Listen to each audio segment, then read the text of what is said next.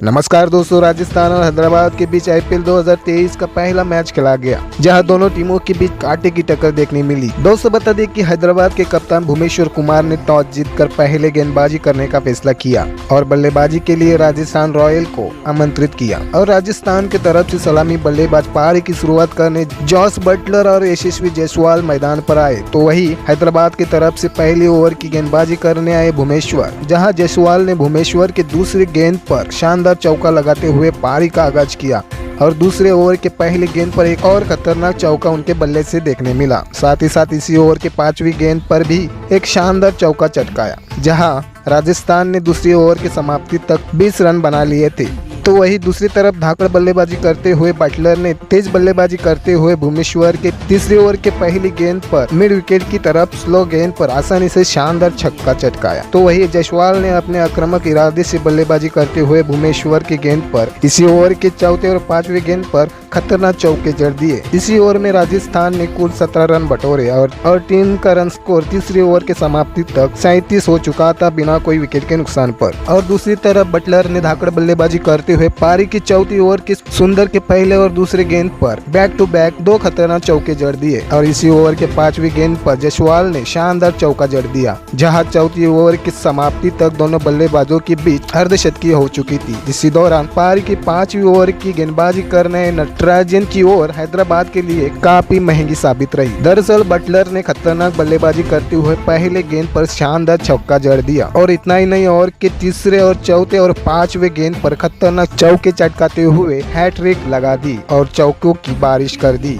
पारी के 5वीं ओवर की समाप्ति तक टीम का रन स्कोर 73 हो चुका था बिना कोई विकेट के नुकसान पर, जहां बटलर अपने अर्धशतक से 9 रन से दूर थे और अगले ओवर में 3 चौके लगाते हुए अपना अर्धशतक पूरा किया।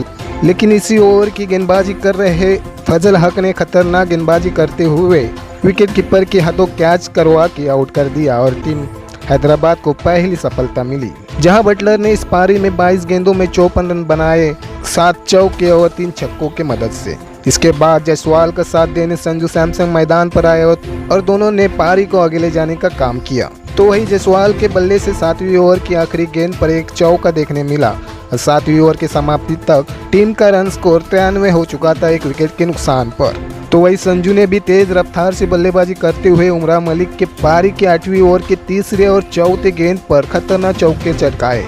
तो वही पारी की 10वीं ओवर की चौथी गेंद पर शानदार छक्का देखने मिला उनके बल्ले से। तो वही 11वीं ओवर की पहली गेंद पर खतरनाक छक्का देखने मिला। अब पारी की 11वीं ओवर की समाप्ति तक राजस्थान टीम का रन स्कोर 132 हो चुका था 1 विकेट के नुकसान पर, जहां जायसवाल ने 12वीं ओवर में अपना अर्धशतक पूरा किया और 13वीं ओवर में पहली गेंद पर शानदार चौका देखने मिला उनके बल्ले से। इसी बीच जायसवाल कैच आउट होकर पवेलियन लौट गए। इसके बाद पेडिलकर मैदान पर आए और संजू का साथ देते हुए पारी को आगे ले जाने का काम किया, लेकिन पेडिलकर ज्यादा कुछ कर नहीं पाए और उमरान मलिक के गेंद पर आउट होकर पवेलियन लौट गए। इसके बाद मैदान पर आए पराग और 15वीं ओवर की समाप्ति तक टीम का रन स्कोर 160 हो चुका था 3 विकेट के नुकसान पर, जहां संजू भी अपने अर्धशतक से कुछ रनों से दूर थे। तो वही 16वीं ओवर की गेंदबाजी करने आए रशीद के गेंद पर शानदार छक्का चटकाया और अगले ओवर में पराग भी नटराज के गेंद पर आउट होकर पवेलियन लौट। इसके बाद मैदान पर आए इतमेर, जहाँ इतमेर ने 18वीं ओवर के तीसरी गेंद पर शानदार छक्का चटका और इसी बीच संजू ने भी अपना अर्धशतक पूरा किया और 19वीं ओवर की तीसरी गेंद पर कैच आउट होकर पवेलियन लौट गए, जहां संजू ने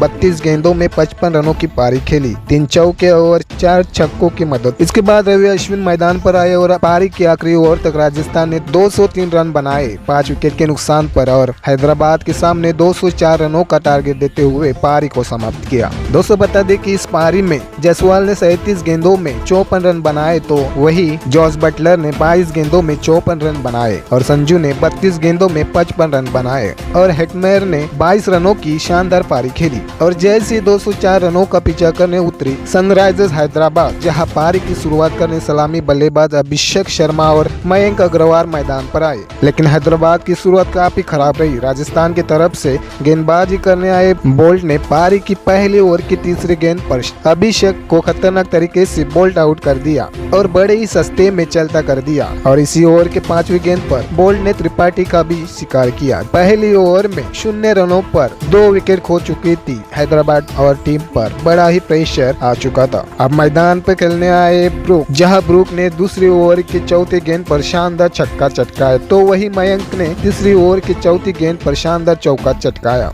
इसके बाद चौथी ओवर के दूसरे गेंद पर मयंक ने खतरनाक चौका चटकाया। इसके चलते टीम का रन स्कोर 5वीं ओवर के समाप्ति तक 20 रन हो चुके थे 2 विकेट के नुकसान पर। इसके बाद चौथी ओवर की गेंदबाजी करने आए चहल ने क्लीन बोल्ड करके ब्रूक को चलता कर दिया। इसके बाद मैदान पर आए सुंदर, लेकिन सुंदर भी कुछ खास खेल नहीं पाए और पारी के 8वीं ओवर की गेंद पर होल्डर के हाथों कैच आउट होकर पवेलियन लौट गए। इसके बाद मैदान पर आए फिलिप्स ने इसी ओवर के 5वीं गेंद पर खतरनाक छक्का जड़ दिया और 9वें ओवर की समाप्ति तक हैदराबाद का रन स्कोर 46 हो चुका था 4 विकेट के नुकसान पर। लेकिन फिलिप्स को अगले ओवर में अश्विन ने चलता कर दिया, कैच आउट होकर पवेलियन लौट गए। अब तीसरी ओवर के भीतर ही हैदराबाद की आधी टीम पवेलियन लौट चुकी थी। इसी दौरान टीम के 52वें रन स्कोर पर मयंक का शिकार किया चहल ने और पवेलियन का रास्ता दिखा दिया। अब सम्मद और रशीद पारी को आगे ले जाने का काम किया, जहां रशीद के बल्ले से 12वीं ओवर के आखिरी गेंद पर शानदार छक्का देखने मिला। अब 12वीं ओवर तक टीम का रन स्कोर 63 हो चुका था 6 विकेट के नुकसान पर।